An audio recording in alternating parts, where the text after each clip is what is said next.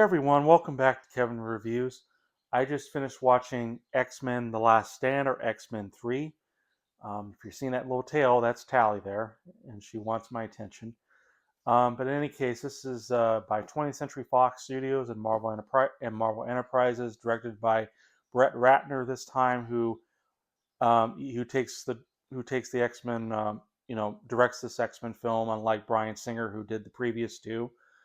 He directed films like Red Dragon, which I haven't seen. Rush Hour I have, and I have reviewed for it. Stop it. Sorry. Tally scratching up the couch. Rush Hour I have seen, obviously, and there's a review for it. And Hercules 2014, which I believe has Dwayne "The Rock" Johnson, and I have not seen that. So it's written by Simon Kinberg and Zach Penn. The cast includes, we have returning cast with Patrick Stewart, Hugh Jackman, Halle Berry, Famke Janssen, and Ian McKellen, as well as Shawn Ashmore and Elliot Page. And then, of course, we have newer characters, including Kelsey Grammer, Viinie Jones, and Ben Foster. So I think most people who have seen this in the past, I have seen this in theaters, see X-Men The Last Stand is either average or not, or just not very good. And it is pretty mixed reviews for critics and audiences. I think I've only saw the critics one. I don't think I've seen the audience one yet, but I'll likely put the score here so you can get an idea of where people are at with X-Men The Last Stand. I remember liking it, but there are times I didn't like some of the choices they made, which I'll get into a bit. And fair warning, I think in order to do this review, I would have to give away spoilers, which I don't often like to do, and maybe I have done in my past reviews, but I think for particular ones, for this particular movie, I have to. So, fair warning: if you have not seen X-Men: The Last Stand, I suggest you watch, the previous X-Men films and then see this one because those tie in, and and then see the X-Men Last Stand and then come back to this review. It's up to you entirely if you want to take it, but you've been warned for spoilers. So in any case, let's get to my review of X-Men: The Last Stand. So the events after X-Men 2, X-Men United has the X-Men team pretty much going on their days. There's still a lot of mutant human issues, though there has been some strides because we have Kelsey Grammer as a Secretary of Mutant Affairs, who plays Beast in this one. And then we have, so there seems to be a lot of progress, yet there's still, and again, another spoiler warning for X-Men 2, but in X-Men 2, Jean Grey, a telepath, a very highly powerful telepath, dies in the second film, X-Men United. And Logan Wolverine, played by Hugh Jackman, as well as, I should have mentioned, Cyclops, played by James Marsden, are still grieving over the loss. Some of them kind of moved on.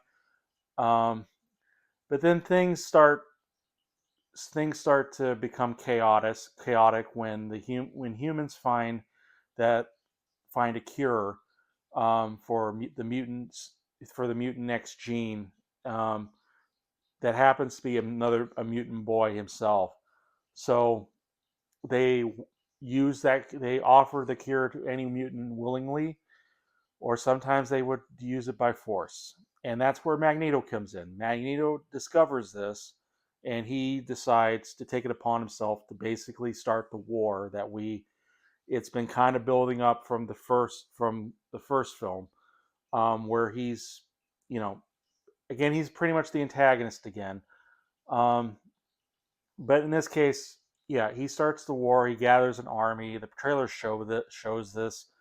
And but at the same time, then we have Jean Grey come back in the picture. She somehow survived, and it turns out her powers have increased exponentially, which according to Charles Xavier, she's becoming something called the Phoenix. It's like this dual personality that she has, where she succumbs to her own power and basically destroys or anything in her path. It's all filled with rage.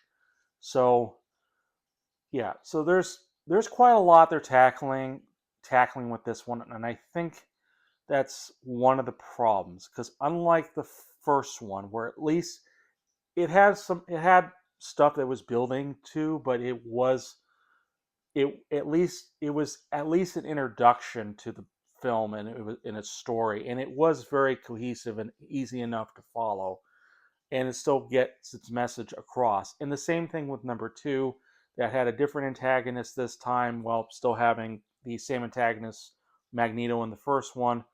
And they do pretty much keep that well focused on the story. This one, Last Stand, is juggles a lot of story elements around. There's not only the cure for mutants, but we have the Phoenix. We have the storyline or plot line involving Wolverine trying to work together as a team, as X-Men, which which frankly doesn't get that resolve, and it doesn't really come into play that much, frankly. Um, and even still, I mean, it's kind of done in the first and second one, if you want to argue. So it just seems like it's unneeded. There's let's see, there's I'm trying to think. I know there's plenty of stuff that, but either I just completely blanked on what was happening. But yeah, there's mainly the Cure, the Dark Phoenix, and then again, spoiler warning. The main thing that people were angry about were some of the characters' death, and those include Scott Summers, Cyclops, and Charles Xavier. And I will say I do not like the choices they made, because for one, they um, completely just erased what they could have done for Scott Summers, because frankly he wasn't used as much in the first film, wasn't used much in the second film, so he just getting sidelined when he could have been built as an interesting character, because he's supposed to be the leader of the X-Men, and they don't really that care. And maybe at that time we just didn't care about Scott Summers. Um, but later on when we have X-Men '97, that's things change, and they made him better. And I haven't seen the show personally. That's my understanding anyway. So yeah, and then of course the death of Charles Xavier wasn't handled very well. Um, Magneto is, I mean, granted, Magneto and Ian, I'm sorry, Magneto and Charles Xavier still have great chemistry, because it's Patrick Stewart and Ian McKellen. They always have great chemistry.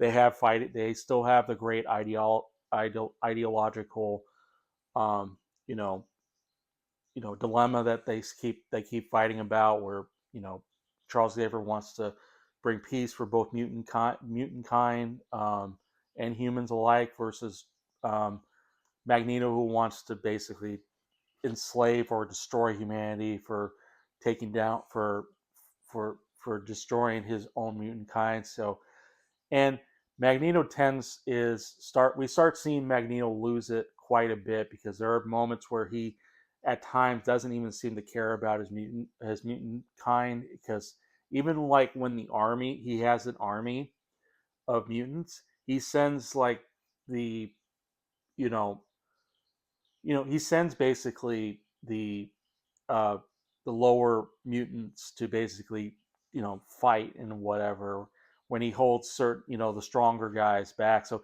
he doesn't seem to give care much about what happens to most of the mutants, as long as he gets his point across, or he gets what he needs done. So I mean, it's interesting. And there's even a moment where Mystique comes in, and then she changes to human because of the cure, and he kind of writes her off as nothing, because despite every amount of loyalty Mystique gave Magneto, she gets basically the cold shoulder. So, oh yeah, now because I mentioned cold shoulder, there's also an element in which we have Shawn Ashmore as Bobby Drake and Ellen Page as Kitty Pryde are now in a relationship. Yet Rogue, played by Anna Paquin, is pretty much sidelined because she can't touch Bobby Drake. Because of her powers. So we get this kind of love triangle thing, but frankly, you know, I wish they kind of kept that triangle, or they kept talking more about it, or as boyfriend girlfriend. And frankly, the film kind of sweeps that under the rug for some of the time, and we don't really see much. Even uh, Kitty Pryde that comes in, and she's able to move through walls and ceilings and floors, pretty much anything, like a ghost or a shadow. I think he's called Shadow Cat in some of the cartoons. But in any case, we don't really explore much of her character, because we just don't. Even they have Ben Foster playing Angel. Angel's kind of an integral part in X-Men, from my understanding, and he's really not in this one. If people were really looking forward to Angel being a thing, he's not. He comes in like a couple scenes. There's like a flashback where we see his past, where he, you know, gets his powers, basically wings, and it's pretty dramatic and stuff and shocking, and yet there's really nothing they do with it. It feels like there's too much jumbled into this story that feels somewhat cohesive, but it doesn't have a great payoff. Um, Even some of the ideologies, like, you know, I mean, it's still there for the main ideology between Charles Xavier and Magneto, but like the team dynamic thing, exploring certain characters, with Kitty Pryde, with even Colossus is part of the fight. Some of the fighting, he's not explored enough. Um, I mean, the second one we had Nightcrawler. He's gone in this one. Um, so I mean, what happened to him? Um, but yeah, I don't know. It doesn't have a great payoff. And the one thing that I gotta pause. I'm sorry. The other thing is that it introduces the Dark Phoenix saga, and while I have not personally read the Dark Phoenix saga and the comics, from what I'm told or understand, that the idea of the Phoenix was, some this alien entity, and that they encounter in space, and it takes possession of Jean, and Jean is the one suppressing it for so long, um, and then things kind of go out of control. Obviously, again, I have not read the comics, so I'm not 100% certain. But even when they try to tackle the Dark Phoenix saga, it's not handled that well, and it just doesn't have as great as a payoff as it should be. Um, let's see. Are there good things? Yeah, there's plenty of good things. There's The action's kind of upped a bit more. It's a bit more memorable. Like, in the trailer, we see the Magneto moving the Golden Gate Bridge in San Francisco. That's really pretty. That's really cool. Even see him flip some cars and do all that, you know, magnetic, telekinetic stuff, and that's also very cool. We still got some fight scenes, especially the ending where they make their last stand, basically. uh Kelsey Grammer's Beast. I'm sad that Nightcrawler's not in this, because he would have been a huge, I would almost like to see him and Beast team up and stuff. But what they got for Beast and Kelsey Grammer, it's perfect. The way he's designed, the way he moves like a real beast, like flipping around, basically like he has Nightcrawler in him, and just destroys practically everybody. it's fun to see. There's not a ton of it though. There's like he only plays a part in at the end, but he's still like the charm of Beast and his intelligence. I mean, the first scene we even see him like reading upside down, and that's still pretty cool. Um, so uh, characters are still great. I mean, we got Hugh Jackman and Logan. We got again Patrick Stewart, who was also great. Um, they do actually had to use some effects for like de-aging in one flashback scene in the intro that does not hold up very well. There are some effects that don't exactly hold up very well, but I mean, this is 2006, so I mean, I'm cutting it some slack because of that, but still, there are some effects that don't really age all that well. Um, so I'm trying to think of something else. Because I know there's stuff in there. Yeah, I'm, I know there's more stuff. I'm trying to think. But I mean, oh yeah, there's also Juggernaut, played by Viinie Jones, and if he's a mixed bag, frankly. I mean, he is good because it is Juggernaut. He kind of looks cool to a degree. Um, and there's like one moment that he's pretty famous or infamous for, which was part of a video that I remember seeing and go, don't you know who I am? I'm the Juggernaut, the B word. Don't want to say it. I mean, I'm sure I can say it, but I just don't want to in case I don't know. I don't know what their YouTube's policies on for swearing, but still, if you know what I mean, you know what I mean. I remember the video where they, people dub over some lines for Juggernaut, and it's really funny how they do the presentation. So they had to add this one in there. Is it dated? Yeah, I think it's still funny. Oh yeah, and the comedy there isn't a ton of comedy, but when it works, it works. Um, Especially one fight scene with Logan and one other mutant. It's really funny, but other times it is really kept majority of the time it is kept secret. I don't know.